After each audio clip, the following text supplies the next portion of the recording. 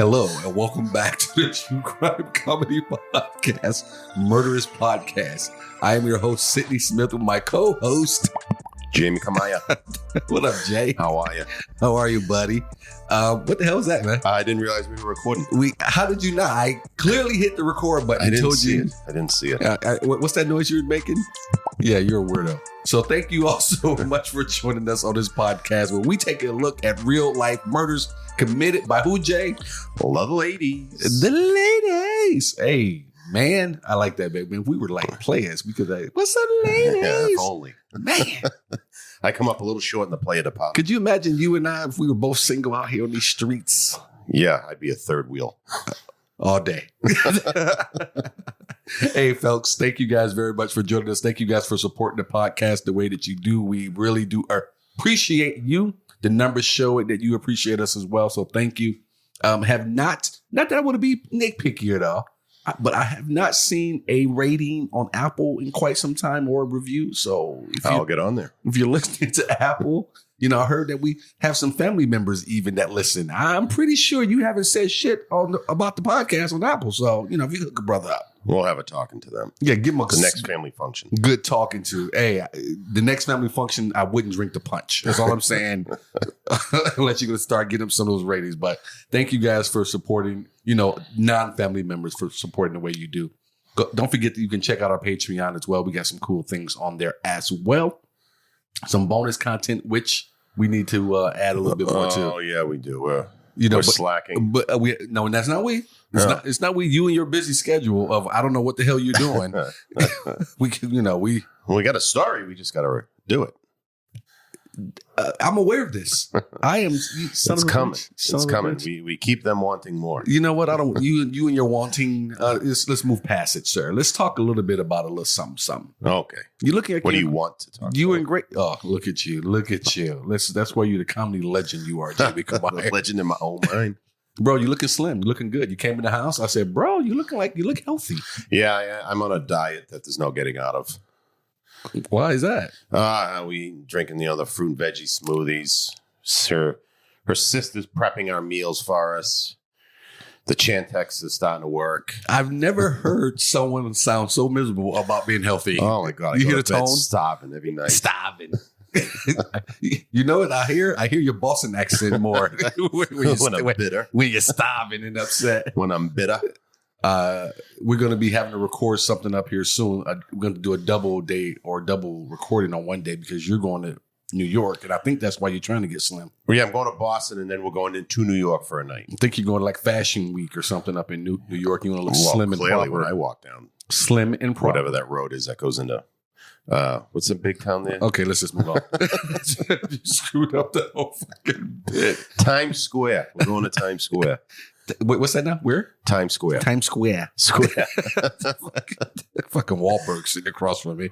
We're staying 0.3 miles. I am trying to watch one of your Boston brethrens. I'm sorry, not that your life of being in Times Square is not fascinating, but I'm trying to watch one of your brethren, your Boston brothers' new movie on Paramount.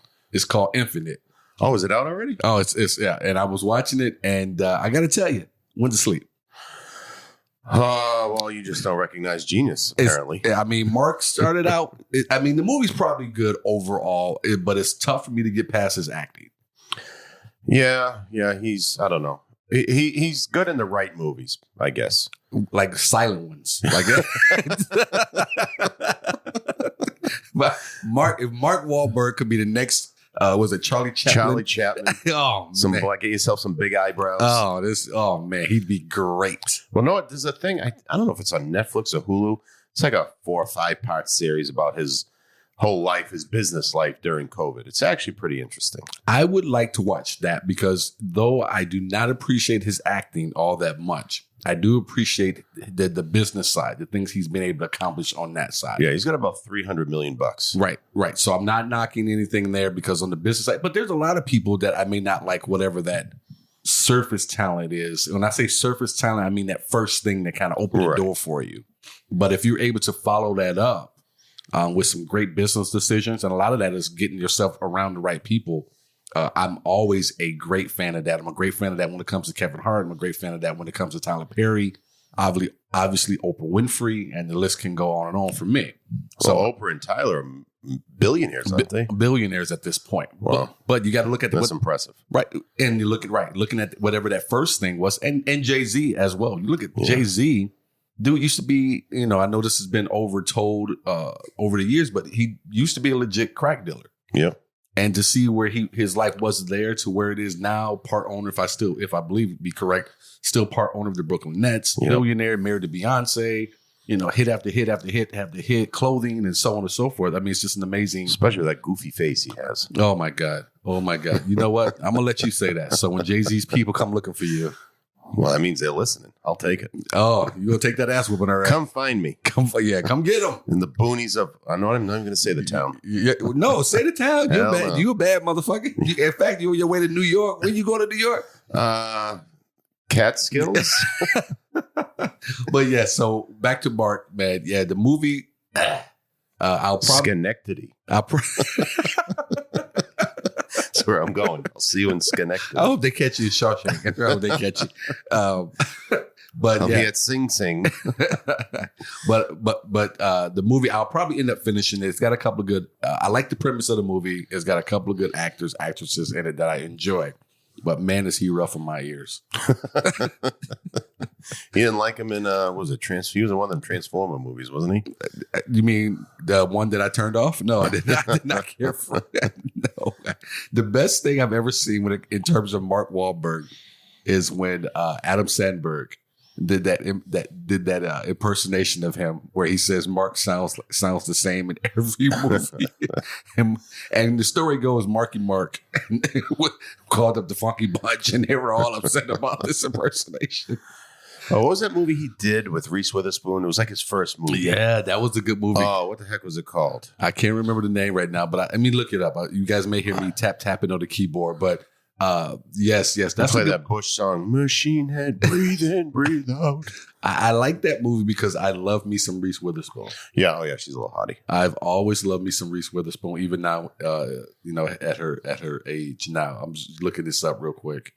Okay. He's telling me I have to fill airtime right here. You keep doing that. Fear. The movie's Fear. Yeah, there it is. Yeah, Fear. Mark Wahlberg, some lunatic in that one.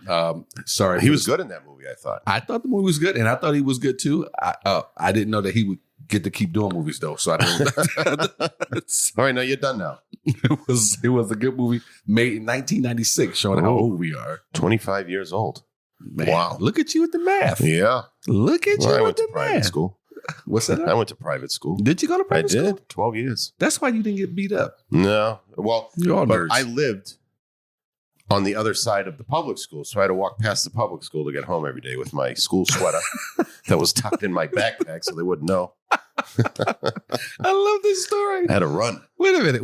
I was in good shape. I was always running. You better, man. Wait a minute. You had to walk past the public school, the hard heads. Oh yeah. With your sweater. Like how big was this public school where they didn't know that you were not a student? Well, I mean, it's part of the school itself had several hundred kids. Okay. I mean, there was this, they called the Lynn Commons. And I remember one time our baseball practice after school, we had to jog around the Lynn Commons and the public schools right on those commons. So we're running by them. And I just remember some kids seeing us going, "Run, sucker punks, run." Like, sucker punk. I've never heard that before or since. Did you stop and ask him about it? Negative. I actually ran faster. Better not have.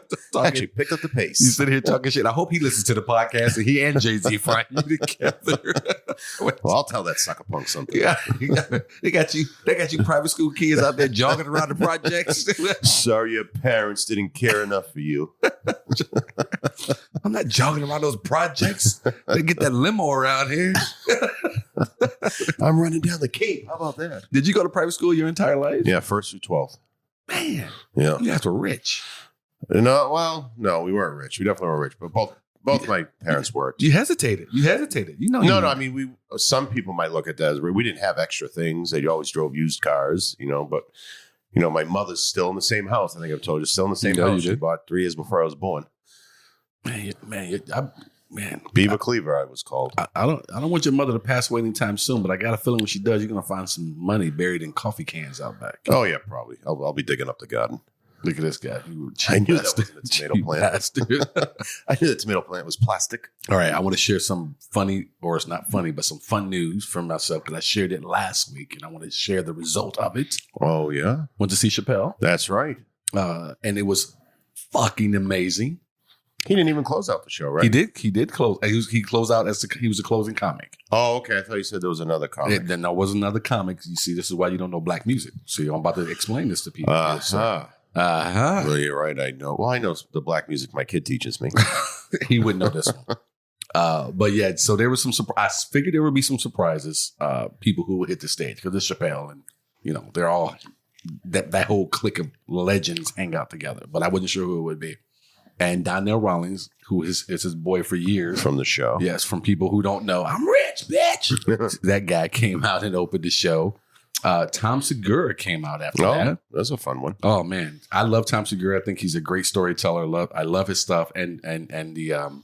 completely fluent in Spanish. Completely. I believe he is part Spanish, I believe. Argentinian, okay. I think. Does that count? Yeah. They speak Spanish there. And then Joe Rogan came out, who I have never cared for his comedy, his stand-up. But how was he? Was he good? No? He was okay. Yeah. It's fine. I know some people who were there with me and people around him that we spoke with. Like how much time did he do being like a middleman? I think Rogan did about 30. Oh, okay. So it was a long show. Yeah. Dude, we were there. The show started at 8. The doors opened at 6:30. We got there at 6:30. We did not walk out of the MGM till probably about 11:30. Oh, wow. So it was a long night, but it was worth it. You had to get your phones back, right? Oh, yeah. You had to put your phones. Well, you got to keep them. They just put your phone and your smartwatch. They put my phone and my smartwatch in a pouch, and you got to take it with you. One buddy, I won't name him, but he ripped his pouch open and took his phone out and kept trying to show it to me. I'm like, motherfucker, don't show it to me. When they come down the fucking aisle, see, right, when they come down. But luckily they didn't. He didn't get booted out. But the show was amazing. Rogan, then Dave went up and did his usual, and then Talib Kweli came up and fucking closed it out. Did a little something on stage, a little rapping. Sounds like a comedy name. Is he a funny rapper? Talib Kweli is not. He's a very, very great lyricist, and he's also one of Dave Chappelle's podcast partners now. Oh, yeah. So they are good friends. But it was just an amazing show. The only thing I told my buddies, I said, look, I'm here to see Dave. Looking forward to seeing Dave. But if Chris Rock comes out as a special guest, I'm going to faint. That's gonna be it. So be prepared. Is he your all-time number one, Chris Rock? Out. That's living. Yeah, absolutely. That's my guy. Dave Chappelle's like right behind him for me. Right. But I could have shed a tear watching Dave Chappelle on stage, to be honest with you. It was one of the greatest things I've ever seen. I think he's the best living. He could even be the best all time. I don't know. Some people will put him above Pryor. Yeah. I would have a hard time with the that. Younger, they say, like the current generation always drives the narrative. So it's easier. Like that's why people consider LeBron over Jordan, because LeBron's playing right now and Jordan's not. Right. But I don't know. At some point, I mean, the torch can be passed. I guess, but I think it's all relative to who you're speaking with. So yeah, absolutely. I wouldn't put Chappelle at this point, not to say never, but I wouldn't put him over Pryor at this point. I think it's hard to. I mean, Pryor was just so open with everything that he talked about in terms of his life and his drug use. Yeah, self-awareness was greater than anyone. I mean, the guy talked about even sucking a dick, and everything. So, I don't know a lot of people who suck dick. I know a lot of people who suck dick, but I don't know a lot of guys. But I don't know a lot of people who, not even women. I don't know a lot of women who will even be actually open and honest about it. Yeah. I know a lot of women who would joke about it, but I don't know a lot of women who would be honest about it. Yeah. He was. I don't know. His stage presence was second to none. Pryor? Yeah. And you're huge on stage presence. That's always a big thing for me. That's like the number one thing that you go to like right away when we talk about. You said that to me about my stage presence over the years quite often. And you have to be charismatic. You can have funny jokes, but if you're not charismatic, if you don't come across as genuinely interesting, I can't see how you could ever make it in comedy. I absolutely agree with you that the people have to. I've always told young comics, mostly guys, because I just don't come across or have not come across a lot of female comics, but I would say the same thing to females in reverse. But the guys have to want to be your friend. The girls have to want to date you. Right. That's just what you have to do up there. And if you can get that done, and I think that goes with the charisma, with being charismatic, the stage presence. That's just part of it. Absolutely. And if you don't got that, fuck off. It's tough, but if you don't have that, then you got to have that. I think it puts that much more weight on your material. I think you can still be a successful comic when I say successful, where people will laugh at your stuff on a regular basis, even if you're not that guy or that girl. Well, just go be a writer. No, because you have comics over the years who've not been that attractive or had that great of a charisma. Well, they have something. They typically have something about them that makes them interesting. Okay. There's very few, but there's a couple Netflix specials. I can't remember their names, but I knew their name. I put it on there, and I'm like, I was like bored watching him.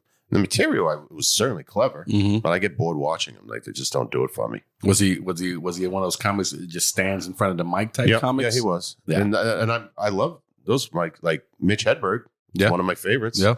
And that's all he did. But Mitch was interesting when he was on stage, though. Yes, he had an interesting way to him. Yeah, absolutely. That's natural charisma that he had. But Chris was the same way. And you hear people tell stories about Chris in the earlier years. Just stood right in front of the microphone. You know, he wasn't what everyone knows of him now. But that's something you learn over time. And you definitely have to learn the bigger the stage. That's something I had to learn going from doing an open mic to doing crack ups the way we had it with that stage. How big was that stage that we built? When you say we, me and my kid built that stage? Yes, the one that I put together every week where you and your kid wasn't there. That one. So how big was that stage? The one you assembled, I would say, is about.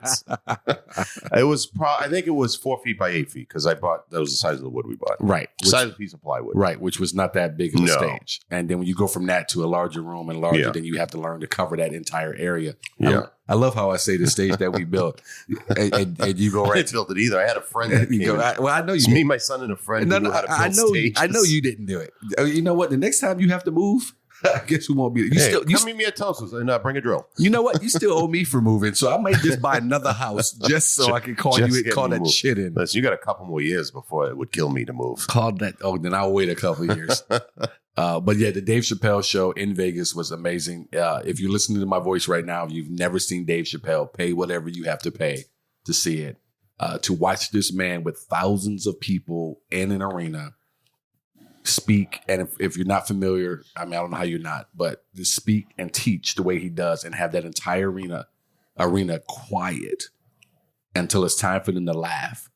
It's just amazing to watch. Yeah, no, they're hanging on his every word. Yeah, right. It's amazing. And I remember hearing Dave say a few years ago, and it was something that I tried to practice after I heard him say it, was you have to be okay with the quiet.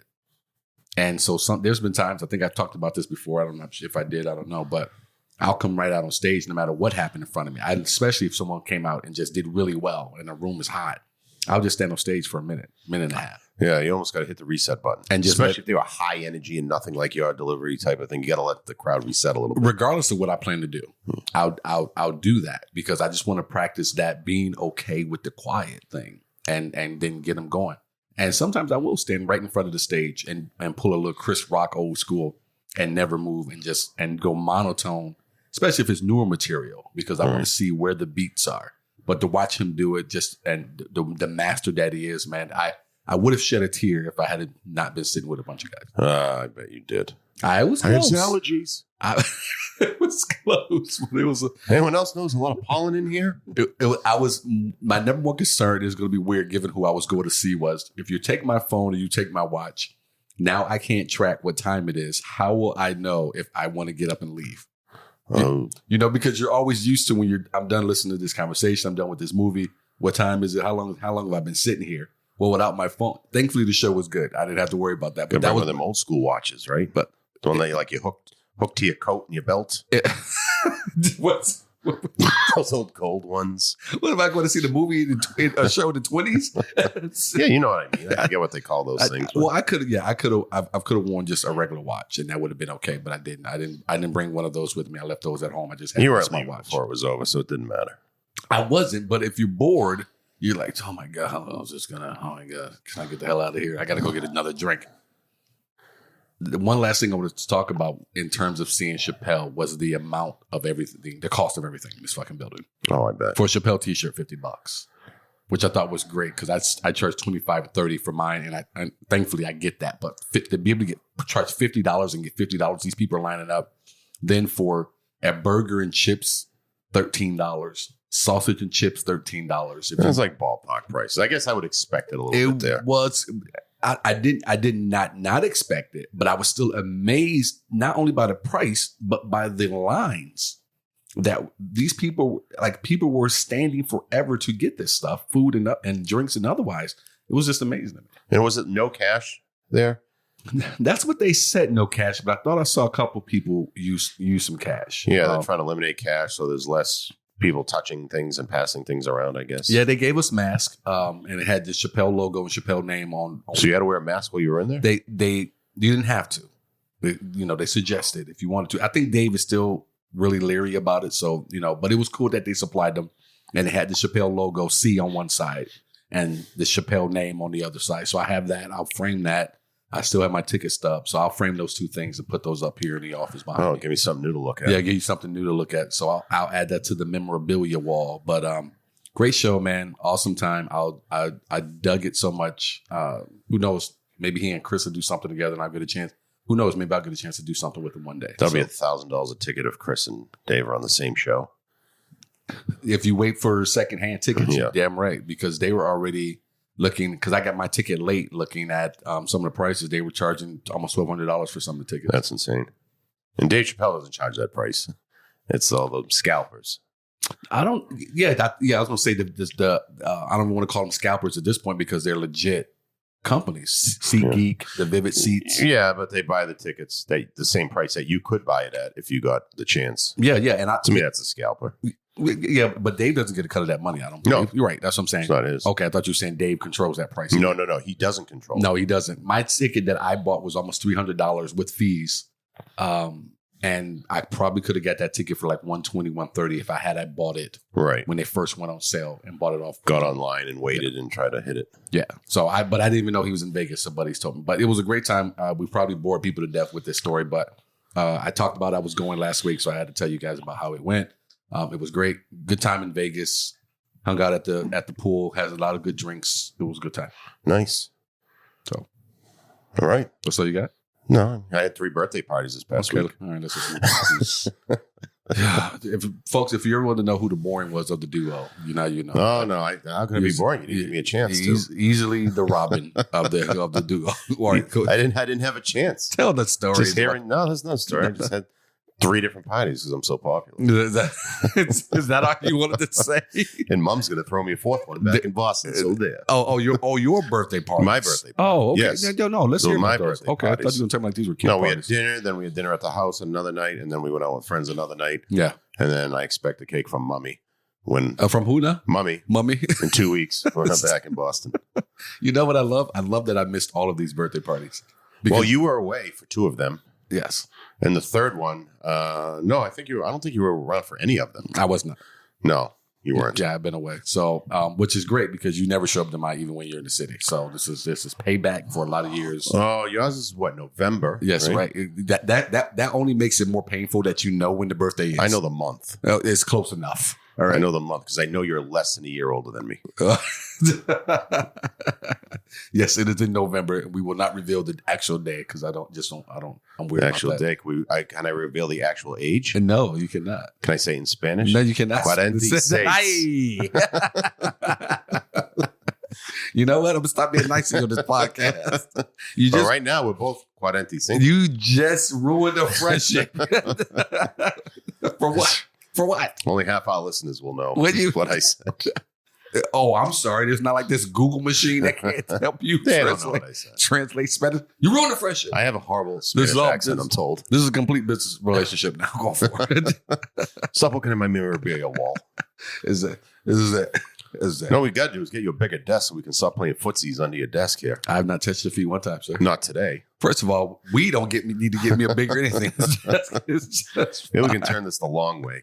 Sit down end to end. You could just easily slide to that way a little bit. You've seen the old movies where the couples sit and the rich couples, one down one end, one down the other. I think that's what we got to do. Pass me the pepper. I think you're just getting ready for this Boston life. I think that's what you guys go do. home, get a tune-up on my accent. You guys go. That's what you guys do in the mansion, the Kamaya mansion. The Kamaya mansion, huh? Yes. 3-bed, 1.5 bath mansion. Whatever, man. That's what you do in the Kamaya mansion when you're being driven in the morning to your private school. Oh, yeah. Well, no, I took a bus. What do you call you, a sucker punk? Sucker punk. Yeah, write that down on your little notes. So you get no. Sucker punk. I don't think I'm a title. Run, sucker punk, run. It's a perfect title for this. Sucker punk. No, it was a good name for you when you pissed me I off. see that jog. I'm looking at the other players on my team. Like, what do you call us?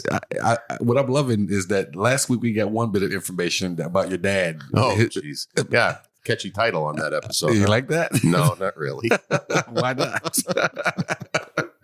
What's the problem with it? Oh, no, it's fine. What's the problem with it? No, it's real. We keep it real. We do keep it fucking real. What's the problem? You told a story, not me. Jeez, maybe that could be our little shtick. Every episode, I can just tell you something else my father said.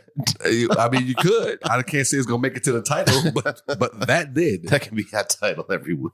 Sucker punk. Sucker punk. Run, Run, sucker punk. So we got sucker punk. We got son of a black bitch. Well, my father didn't say sucker punk. No, he did not. I'm saying we got from just I actually told him about that, and he goes, "What's a sucker punk?" just a few. Oh, well, what's the son of a black bitch? I go, "Apparently, I'm a sucker punk." And then what was the other? Oh yeah, just hanging on the cape, Just relaxing, relaxing. Yeah, relaxing. Which I will probably do some of that. No doubt, no doubt. I wouldn't. A man who went to a private school and rode around in a limo. Yeah, limo. That's how I would expect that. Mom, looking forward to seeing you. I would assume so. Looking forward to seeing my kid probably more than me, but that's fine. That sounds about right. Yeah, Your grandson. that's fair. Yeah, She only has 2, and one of them doesn't live in the state, so she's happy when he shows up. She's had enough of you. Yeah, pretty much. You could probably just send him. You don't have to come home. Oh, I know I could. Without a doubt. Your mother is never stronger than when she pushes you aside to get the Jack. Well, Jack's taller than me now, so she hasn't seen him for a year. I haven't seen him in fucking forever. Yeah, you've been a couple of years for you at least, huh? Yeah. Yeah. Well, we'll come to your birthday party, which I'm guessing will be at a bowling alley. Why bowling? Why my all your birthday parties are at bowling alleys? No, they weren't. Yes, they are. No, they're not. We had one at Torch last year, you jerk. I wasn't there for that. That's right. Well, the ones I go to. I've had one party. You have one at a bowling alley. I'll see you there. One at a bowling alley one time because I like bowling. You jerk. Everyone is at a bowling. Well, then your wife had one. I don't think you were your wife at the time, but she had a birthday party at a bowling alley. Yeah, she enjoyed it. I made that one. That was her. Jack made it too. Yeah, Jack did. I think I said no kids though.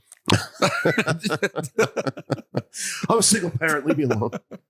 I think he drew a mustache on him. Try to get him in.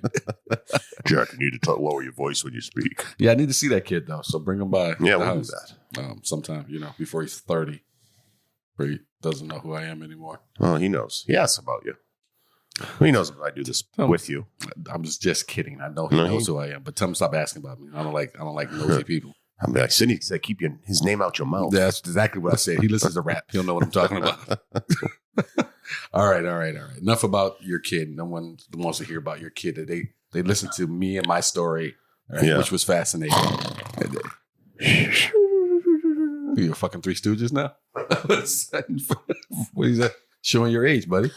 Oh, which is this week's murderess killed her family. Just kidding. I don't know why I delivered that first line like Martin Luther King. This week's murderess. I've got to murder him. Okay, all right. that's appropriation. If I've ever heard it. Oh, man. All right, we'll just on to the story. Nah, you son of a bitch. You ginger. Yeah. Whoa. The racial undertone. Oh, all right. The hard R. Hey, shout out to my man Ryan Henry out there who listens each and every week. My guy, he hits me with a text message or a message some way somehow. He says he enjoys it. He listens to everyone as soon as they drop. So thank you. I've known Ryan a long time. I used to call him Eminem back in the day. Little skinny white dude with blonde hair. We used to sit next to me at the day job I had. I think he sent me a friend request on Facebook, but I haven't researched him yet. Good dude. You can go ahead and accept that. Okay, I can accept it. All right, Ryan, it's coming. That's a great point. People stop just accepting friend requests. I got a bit I do on this, but I'm not going to do the bit. But this is good word advice. Shut up. So stop accepting friend requests without doing research first. People out there just taking people in, They just want numbers. And especially just accept the people, especially for you people who have pictures of your children all over your Facebook. You might want to do a little research on who you're related. Not be the page for you. You might want to see who you are allowing to see your children. I'm a huge opponent of that. Of showing pictures of your children constantly, especially your little girls in bathing suits and at the pool and teenage girls and all that. Boys too, of course, but especially for little girls. A friend of mine made a separate group for his daughter. You have to just specifically put close family and friends in it, which is a good idea. Absolutely. Lock that up. Lock them out. I know a lot of people have done the same thing, and I'm glad that they have. It's just, I don't know. It's weird to me how we protect ourselves and our children in public, in reality, in the real world, but we're just all fair game on social media. So I just think it's weird. All right. Screw you, man. Let's do it. Ginger. This week's murderess killed her family with an axe while high on marijuana. Reefer. You were so quick to say reefer, you couldn't even let me finish the sentence. Oh, did I jump the gun? No, you didn't, but you almost did. I got to, when I said family with an axe, I could already. High on marijuana. You know what that's from? What? Reefer Madness. So-and-so killed her. Remember so-and-so from Oakwood killed her family with an axe while high on marijuana. It was that anti-marijuana propaganda video from the 30s they would show to schools to scare them from smoking pot. Now it's like a cult hit. I didn't go to private school. Oh, we didn't show it in school. This was long. It was made in the 30s. It's black and white. Whoa. Whoa, there we go. There were the footsies, buddy. We just touched toes. Put your shoes on, man. What are you doing? Now we can't look each other in the eye for the rest of this podcast. All right. We just lower the computer laptop down there here. I'll be down here on the floor. No, you won't. You get back up here, buddy. All right. So what was that? I'm sorry. What's your line again? Reefer. Well, we aren't sure about the marijuana part. She did allegedly take out some family members with an axe. Let's head back to Massachusetts. Oh. To a lovely town called Fall River. The joke being there, it is not lovely. Get better acquainted with the lovely Lizzie Borden, is it not? No, it's rough. It's rough. Even now? Yeah. It's rough. Like if you were in private school, you get your ass kicked kind of rough? Yeah, I would be like, no, just send me to public school from the beginning, get it over with. So Lizzie Andrew Borden, what's that name? Andrew. The middle name is Andrew? I don't know. You're reading it. You tell me. A lot of questions here about Lizzie. Lizzie Andrew Borden was born July 19th, 1860 in Fall River, Massachusetts, to Sarah Anthony Morse and Andrew Jackson Borden. Oh, dad's middle name. There you go. I'm telling you, Fall River's messed up, man. Yeah, it is. Fall River is about 50 miles south of Boston. Her father, who was of English and Welsh descent, grew up in modest surroundings and struggled financially as a young man. That's a crack if I ever heard one. Despite being the descendant of wealthy and influential local residents, he eventually prospered in the manufacture and sale of furniture and caskets, then became a successful real estate developer. He was a director of several textile mills and owned sizable commercial property.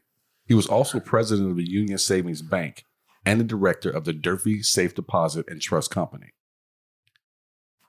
When he died, his estate was valued at $300,000, which is equivalent to $9 million in today's money. Way to go! All right, okay, all right. That's not Fall River money. Doing all right, doing okay. He could have got out of Fall Rivers, all right. Despite his wealth, Andrew was known for being a tight ass. Well, that's why he was a Fall River. For example, the Borden home lacked indoor plumbing. God. Although that was a common accommodation for wealthy people at the time. It was in an affluent area, but the wealthiest residents of Fall River, including Andrew's cousins, generally lived in the more fashionable neighborhood. It must be weird. They have like an outhouse. Like, I remember outhouses going camping. You take a turd and, you just hear it hit something that sounds like leaves. It's like camping. It's like living in a camp. So his cousins lived in the fashionable neighborhood, The Hill, which was farther from the industrial areas of the city. So everyone knows I did not proofread this one or reread this one. I should say reread. I did not proofread this. I did not read ahead of time. I wanted to enjoy this with the no, I wanted to enjoy it with the artist. Plus, I'm writing a new script, so I was busy this morning. All right, buddy. Section 17. I sent it to you a week ago. No, you did not. Look for it, folks. Look for Section 17 coming after this film. I'll give you more information on it. All right. What I was going to say was, if I am the cousin, if I'm Lizzie Borden, I'm pretty pissed off if my cousins are taking shits indoors and I'm out in the house. Yeah, but that's not the cousin's fault. That's dad's fault.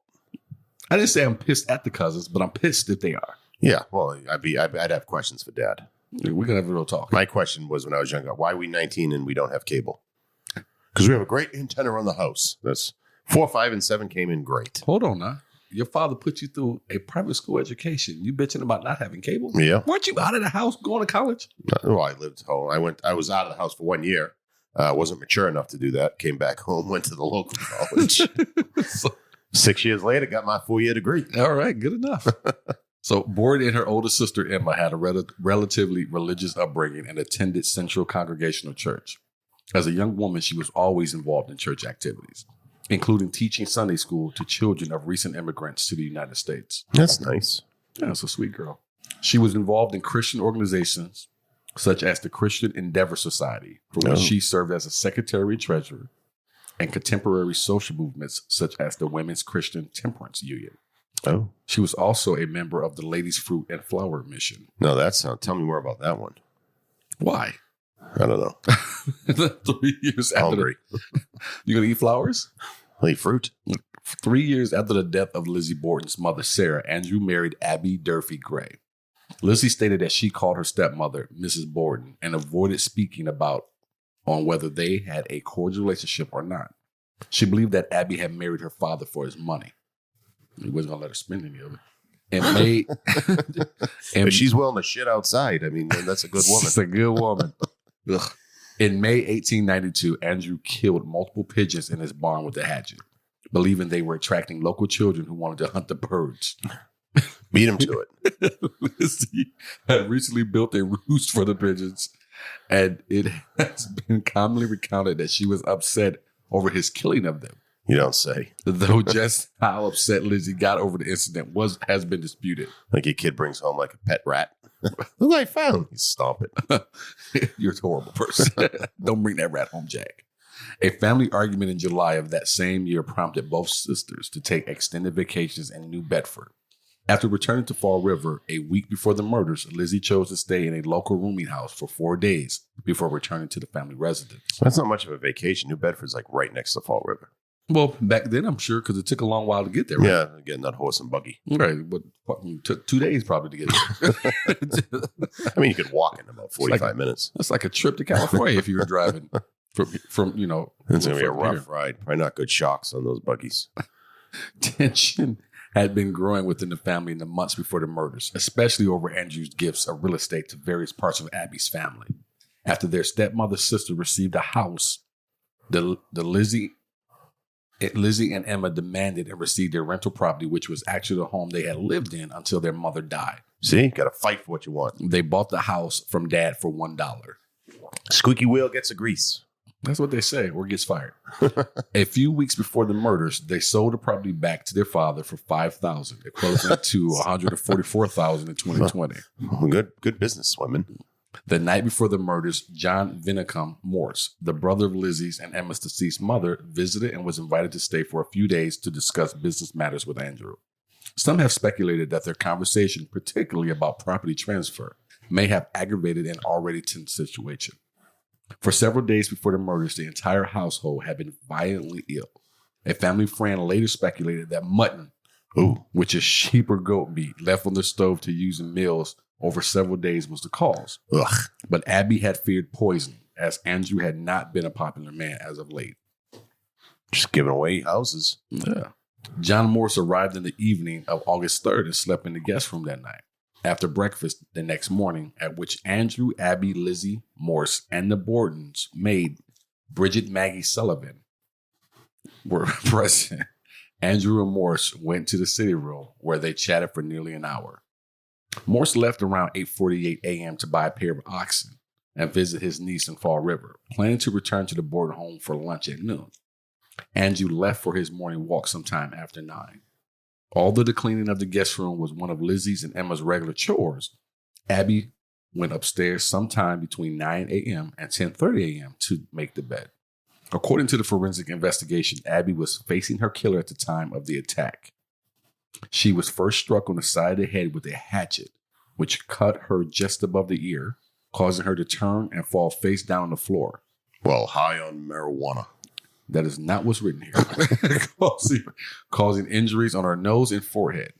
Her killer then struck her multiple times, delivering 17 more direct hits to the back of her head, ultimately killing her. When Andrew returned at around 10:30 a.m., his key failed to open the door, so he knocked for attention. Maggie went to unlock the door, finding it jammed, and she uttered an expletive. She will later testify that she heard Lizzie laughing immediately after this.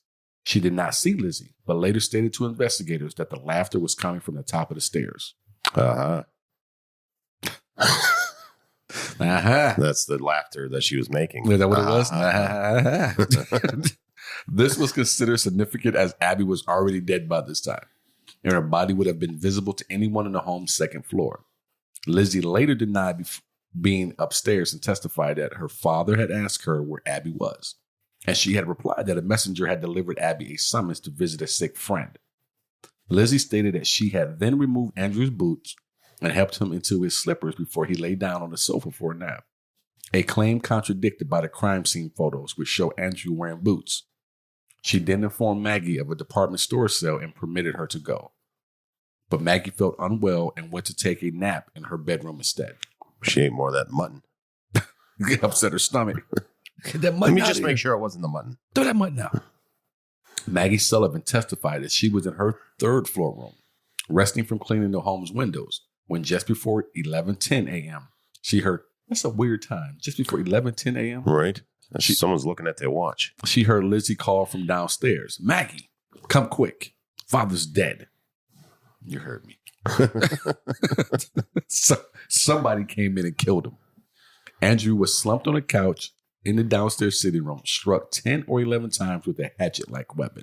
Ouch. It's going to leave a mark. One of his eyeballs had been split cleanly in two. Well, that's a nice vision. Suggesting that he had been asleep when attacked. His still bleeding wound suggested a very recent attack. Dr. Bowen, the family's physician, arrived from his home across the street to determine that both victims had died. I don't think you needed it for that. Buddy. See that the one with the hatchet sticking out of his head? I don't think you needed it. He doesn't look good. Detectives estimated his death had occurred at approximately 11 a.m. Lizzie Borden's initial answers to the police officers' questions were at times strange and contradictory. Initially, she reported hearing a groan or a scraping noise or a distress call before entering the house. Not realizing that anything was wrong, when asked where her stepmother was, she recounted Abby receiving a note asking her to visit a sick friend. She also stated that she thought Abby had returned and asked if someone could go upstairs and look for her. Sullivan and a neighbor, Mrs. Churchill, were halfway up the stairs, their eyes leveled with the floor when they looked into the guest room and saw Abby lying face down on the floor. Most of the officers who interviewed Borden reported that they were put off by her attitude. Some said she was too calm and poised. Despite her attitude and changing alibis, nobody bothered to check her for bloodstains. Nope. I don't think you would have had to. Well, I mean, if she had blood on her, I don't think it'd be a big surprise, right? Going to check the deceased who were covered in blood. But the fact that, yeah, I guess so. So police did search her room, but it was less than thorough inspection. At the trial, they admitted to not doing a proper search because Borden was not feeling well. They were subsequently criticized for their lack of diligence. I'm going to try that with a cop the next time I get pulled over. How I so? search your car. I'm not feeling well. You know how that works? I'm going to say no. Let me know how that works. That doesn't work. Show me a warrant. Trunk is locked. I listen to that Jay-Z song. I'm about to say. Jay-Z, you're going to need a warrant for that. Yeah, just tell Jay that when he shows up on you. I heard you started to look goofy. You got me out of a traffic stop. Just start rapping. In the basement, police found 2 hatchets, 2 axes, and a hatchet head with a broken handle. The hatchet head was suspected of being a murder weapon as the break in the handle appeared fresh and the ash and dust on the head. Unlike that on the other bladed tools, appeared to have been deliberately applied to make it look as if it had been in the basement for some time. However, none of these tools were removed from the house. All that evidence was just left? Well, why not? Yeah. I got a picnic I got to take. I'm meeting Betsy at a picnic. I don't have time for this. That's what, 18-something? Are we in the 1900s yet? People are already dead. Because of the mysterious illness that has stricken the household before the murders, the family's milk and Andrew's and Abby's stomachs removed during autopsies performed in the Borden dining room. Just get them on the table. Were tested for poison, but none was found. I'm sorry, where do you do this autopsies at? In the living room? You don't have a perfectly good room somewhere else? You got a hospital or something? There's an outhouse out back. You can do this in. Yeah, just let all the guts fall into that little hole there. Oh, that's disgusting.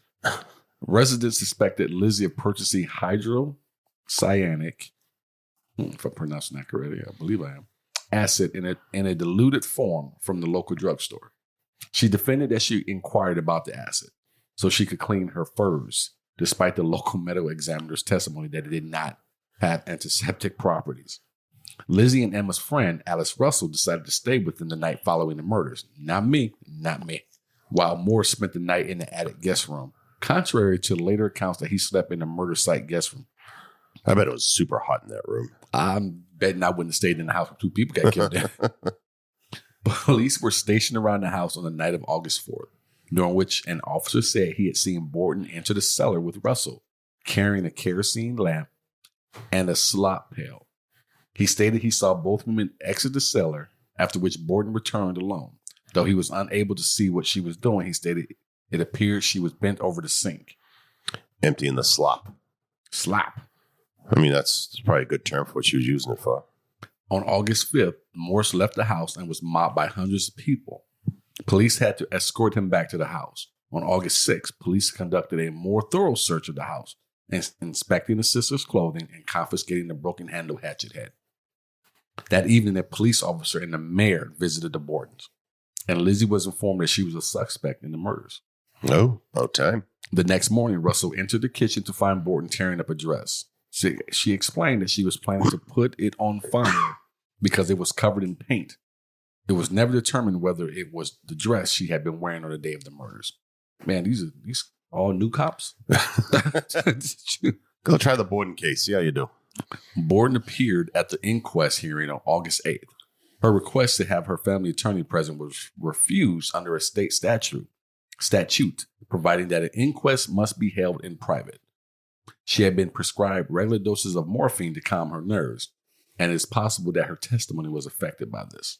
You don't say. Her behavior was erratic, and she often refused to answer a question, even if the answer would be beneficial to her. I'm high. I'm itchy.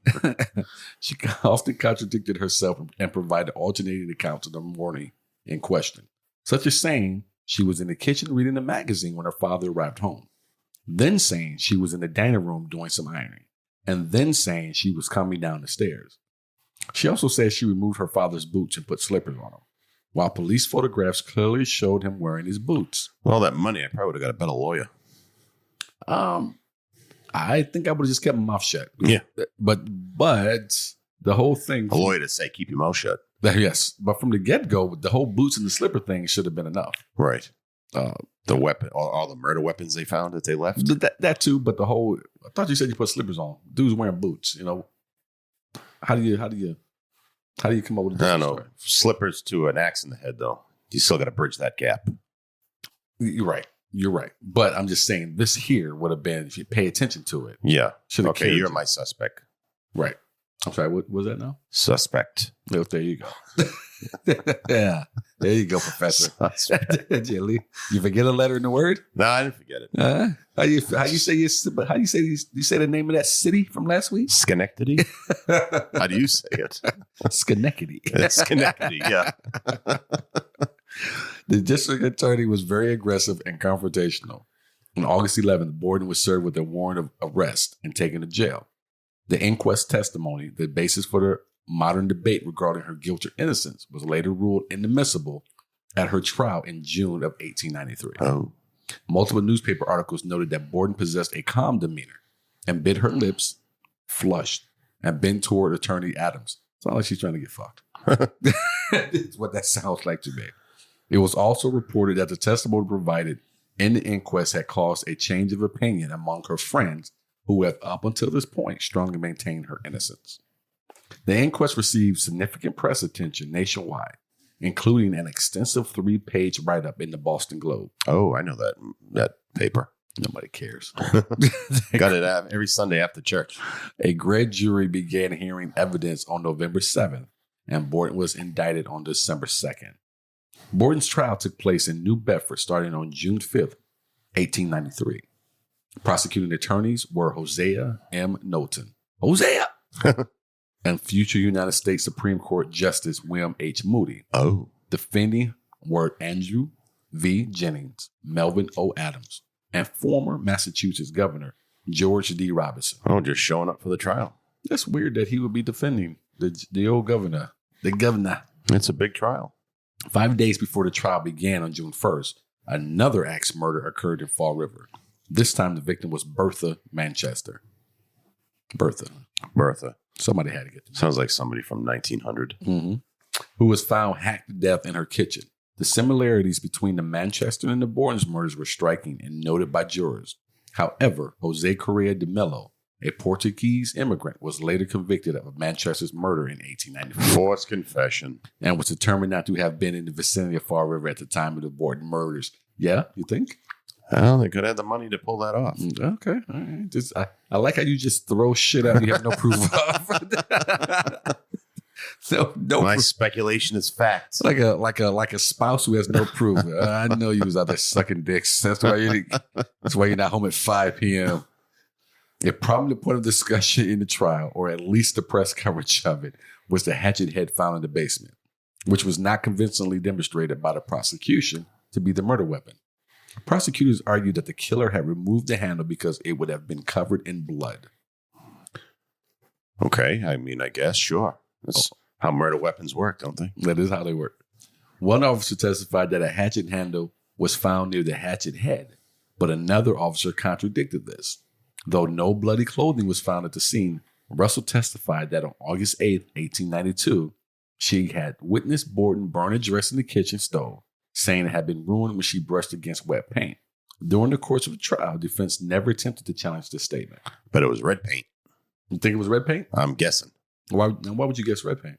Because you're thinking it's blood? That's the angle I'm going with. That's right. Okay. It's a fact. You can take my word for it. It was red. Just throwing shit out there. Just there it goes. Lizzie Borden's presence at the home was also disputed during the trial. According to testimony, Sullivan entered the second floor of the home, at around 10:58 a.m. and left Lizzie and her father downstairs. Lizzie told several people that at this time, she went into the barn and was not in the house for 20 minutes or possibly a half hour. Hyman Lubinsky testified for the defense that he saw Lizzie Borden leaving the barn at 11:03 a.m. And Charles Gardner. 11:03. 11:03. The weird times, man. A.m. Checked his little pocket watch. I wish I had one at the Chappelle show. And Charles Gardner confirmed the time. At 11:10 a.m., Lizzie called Maggie downstairs, told her Andrew had been murdered, and ordered her not to enter the room. Instead, Borden sent her to get a doctor. Both victims' heads had been removed during the autopsies, and the skulls were admitted as evidence during the trial. Just walking, plopping his skull down. I present to you evidence A. I presented on June 5th, 1893. Upon seeing them in the courtroom, Borden fainted. Down she goes. Bam. Think it was a fake faint?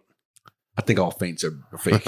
So, yes. I don't think any faint's legit. Oh, there she goes. Unless I had actually fainted when Chris Rock hit the stage. Well, then it's a legit faint. Oh, man, that'd have been so real. He'll be the one that'll be carrying you out. You'll be in his videos.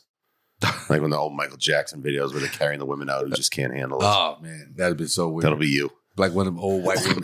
He's not a little woman. We need a couple extra guys over here. Crying when Elvis was on stage. All right. You see reaching in your pants. What are you doing? I'm trying to throw my panties at him. All right. Well, you always got to take it too far. You're going to bring a pair of boxes to that show. Why am I throwing my underwear? Just ones with a good rubber band that you can slingshot up. I'm a big fan of Chris Rock. I don't want to have sex with Chris Rock. Why am I throwing my underwear on stage? It's just a term of endearment. You just throw it up there. That is not a term of endearment. Sidney Smith. Yell out my name. Well, your name's probably already in your underwear, right? I didn't go to private school, bitch. Yeah, that happened to me. Going to pool parties. Whose underwear? Oh, never mind. It says JC. Must be Jamie's. And you digress. And I digress. Evidence was excluded that Borden had sought to purchase prussic acid, a.k.a. hydrogen cyanide, from a local druggist on the day before the murders. This was said to have been for the purpose of cleaning a sealskin cloak. The judge ruled that the incident was too remote in time to have any connection. The presiding associate justice, Justice Dewey, some weird names, man, who had been appointed by Robinson when he was the governor, delivered a lengthy summary that supported the defense as his statement to the jury before it was sent to deliberate on June 20th, 1893. After an hour and a half of deliberation, the jury acquitted Borden of the murders. Oh, way to go, girl. Upon exiting the courthouse, she told reporters she was, quote, the happiest woman in the world. Close quote. I would be. The happiest woman? Yeah, I would be. I'd be a happy woman if I got away with murder. Although acquitted at trial, Borden remained the prime suspect in her father's and stepmother's murders. Writer Victoria Lincoln proposed in 1967 that Borden might have committed the murders while experiencing a blackout from alleged past traumas. I wonder if they had double jeopardy back then. Like you can't try him for the same crime twice. I wonder how this person in 1967 figured she would know anything about it. Another more direct suggestion. Well, hold on. Let's go back. What do you say about double jeopardy? Like she said that she remained. They said she remained the suspect after she was acquitted, but she can't be tried again. No, you can't be. No. Mm-mm. I don't know if that applied back then. Is that like in the Constitution or something? Yes. Oh, it is. Well, you know your Constitution better than I do. I'm not worried about you. Another more direct. We needed. What was this private school? I needed Sacred Heart and then St. Mary's. Give them a call and see what the hell they're doing over there. They're much better now. Another more direct suggestion was that she was physically and sexually abused by her father, which drove her to kill him. There was little evidence to support this, but incest is not a topic that would have been discussed at the time, and the methods for collecting physical evidence would have been quite different in 1892. No DNA test, huh? We're just going to rinse this off. You catch the cup. Yeah, we're going to compare samples. This belief was intimated in local papers at the time of the murders. Some evidence. Here's a magazine. And was revisited by scholar Marcia Carlisle in 1992 essay. Go fill this slop bucket. You're a horrible person. Mystery author Ed McBain, in his 1984 novel Lizzie, suggested that Borden committed the murders after being caught in a lesbian affair with Maggie. Oh. McBain elaborated. I like his best. Listen, I'm a dirtbag, and this is what I think happened. McBain elaborated on his speculation in a 1999 interview, speculating that Abby had caught Lizzie and Maggie together and had reacted with horror and disgust, and that Lizzie had killed Abby with the candlestick. What is this, fucking Clue? In the lobby with the candles. Oh. It was the maid, which Abby was the maid. When Andrew... Not Abby, I'm sorry. Maggie. Maggie was the maid. When Andrew returned, she had confessed to him, but killed him in a rage with a hatchet when he reacted exactly as Abby had. McBain further speculates that Maggie disposed of the hatchet somewhere afterwards. In her later years, Borden was rumored to be a lesbian, but there was no such speculation about Maggie, who found other employment after the murders and later married a man she met while working as a maid in Butte, Montana. She could have been experimenting. Like going to college. She died in Butte in 1948. What did you do in college? Where she allegedly gave a deathbed confession to her sister, stating that she had changed her testimony on the stand in order to protect Borden. Huh. Maybe. Another significant suspect is John Morse, Lizzie's maternal uncle, who rarely met with the family after his sister died, but had slept in the house the night before the murders. According to the law enforcement, Morse had provided an absurdly perfect and over-detailed alibi for the death of Abby Borden. He was considered a suspect by police, but only for a short period. Others noted as potential suspects in the crimes include Maggie Sullivan, possibly in retaliation for being ordered to clean the windows on a hot day. The day of the murders was unusually hot, and at the time, she was still recovering from the mystery illness that had struck the household. So just everybody, just all of you. It is suspects. I will kill you if you make me clean those windows. Suspects. A. William Borden, suspected to be Andrew's illegitimate son, was noted as a possible suspect by writer Arnold Brown, who suggested with no evidence in his book, Lizzie Borden. You sure his name wasn't Jamie Collier? Sounds like a book I'd be into. Right. In his book, Lizzie Borden, The Legend, The Truth, the final chapter, that William had tried and failed to extort money from his father. However, author Leonard Rebello did extensive research on the William Borden in Brown's book and was able to prove he was not Andrew Borden's son. Oh. You liar! Huh. And how do you know, sir? Although Emma had an alibi at Fairhaven, which put her about 15 miles from Fall River. Crime writer Frank Spearing proposed in his 1984 book, Lizzie. It's another book named Lizzie? That she might have secretly visited the residence to kill her parents before returning to Fairhaven to receive the telegram informing her of the murders. She hid the horse and buggy in some trees and ran up. Came up with a silent candlestick and hatchet. Oh. So is it a candlestick or a hatchet? I mean, I think you could tell the difference. I don't know. That's why I'm splitting the hairs over here. It's a blade. After the trial, the Borden sisters moved into a large, more modern house in the Hill neighborhood in Fall River. Around this time, Lizzie began using the name Lisbeth A. Borden at their new house. That'll trick them. They'll never find her. Which Lisbeth dubbed Maplecroft. Oh. They had a staff that included living maids, a housekeeper, and a coachman. They using some of Daddy's money. Yeah, might as well. He can't. They got to have indoor plumbing. They got, yeah. There's a toilet. Yeah. I'm not going to be a living maid at a house and I got to shit outside. Really? That's my first question. Is there indoor plumbing? Yes. I can't work here. I have indoor plumbing in my house. Why the hell would I move in here? Because the stepmom, Abby, was ruled to have died before Andrew. Her estate went first to Andrew and then at his death passed to his daughters as part of his estate. Oh, what if they knew that? A considerable settlement, however, was paid to settle claims by Abby's family. Yeah, they got her. Despite the acquittal, Borden was ostracized by Fall River, socially. Her name was again brought into the public eye when she was accused of shoplifting in 1897 in Providence, Rhode Island. In 1905, shortly after an argument over a party that Elizabeth had given for actress Nance O'Neill, Emma moved out of the house. She never saw her sister again. Oh, sad. I gotta get away from this bitch. You holding me back. Borden was ill in her last year following the removal of her gallbladder. And on June 1st, 1927, she died of pneumonia in Fall River. Funeral details were not published and few attended. 9 days later, Emma died from chronic nephritis, more commonly known as lupus, at the age of 76 in a nursing home in Newmarket, New Hampshire. Having moved to this location in 1923, both for health reasons and to avoid renewed publicity following the publication of another book about the murders, the sisters, neither of whom have ever married, were buried side by side in the family plot in Oak Grove Cemetery. Oh, so they run away, but now look who's back. Coming back. At the time of her death, Borden was worth about $250,000, equivalent to almost $5 million today. Nice. Yeah, man. She did all right for herself. She owned a house on the corner of French Street and Belmont Street, several office buildings, shares in several utilities, 2 cars, and a large amount of jewelry. She left $30,000 equivalent to $600,000 today to the Fall River Animal Rescue League and a $500 in a trust for regular care of her father's grave. Her closest friend and a cousin each received $6,000, which would be $120,000 today. That's fair. Which would be substantial sums at the time of the estate's distribution in 1927. Along with the numerous friends and family members, each received $1,000 to $5,000, which would be $20K to $100K in today's money. Now, it's just shelling it out. Look, man, like I said before about Jay-Z, K-Hart, and Oprah, I may not be able to get behind what you do. You killed your dad, but I can respect your business sense that you had with the money. You're a go-getter. Man, she went to office buildings and shit?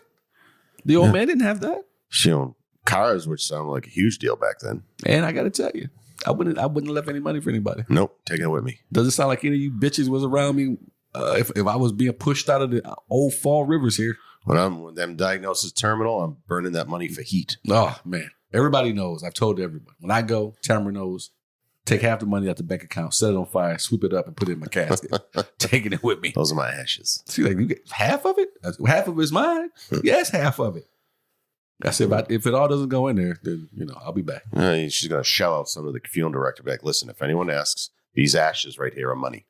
Actually, I told her, I said, when I go, I don't want to be buried. I don't want to be cremated. I want to be stuffed and laid in the bed next to you with my head turned to the side looking at you. With one eye open. I know both my eyes open. There will be nobody making love in this bed. Your lover shall take you out there. Someone might be into that. Well, if he is, then I got to live with that. Just throw a little dish towel over your head. Yeah, it's weird when he looks at me. If he's into it, then she's into some things I couldn't get her into. Otherwise, you got to take her in the living room. Will you be in your birthday suit or do you have to have pajamas on? I'm not an animal. Wasn't raised in the wild. What kind of dude do you think I am over here? Oh, man.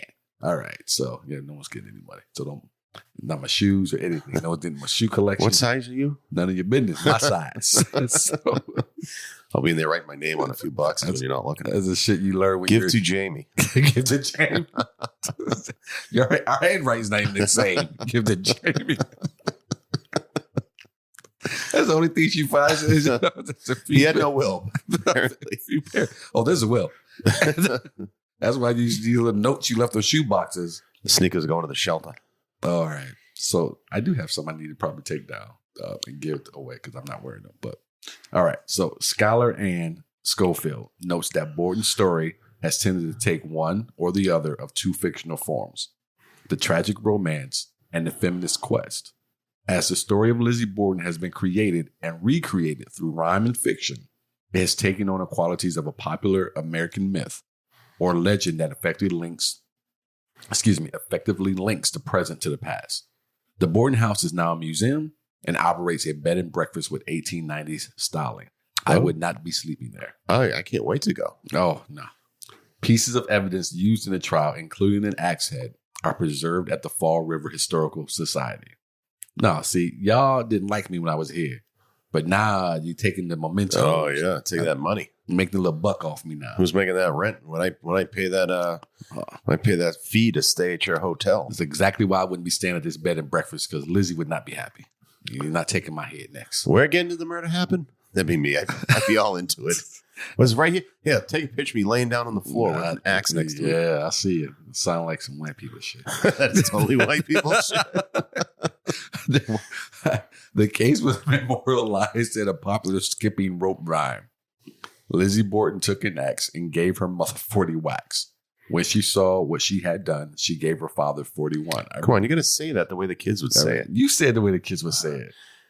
When she saw the dad had 41. Okay, I missed that. Horrible. You're horrible. You lost me with the monotone reading of it. Okay. Let's do it. Let's do it together. All right. You want to do it together? Yeah, let's do it. Here we go.